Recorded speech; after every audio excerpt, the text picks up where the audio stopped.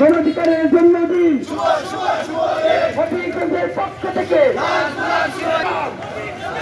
গণঅধিকার পরিষদ জিন্দাবাদ জিন্দাবাদ। গণঅধিকার আমাদের সাথে সহযোগিতা করবেন, আপনারা সবাই দোয়া করবেন।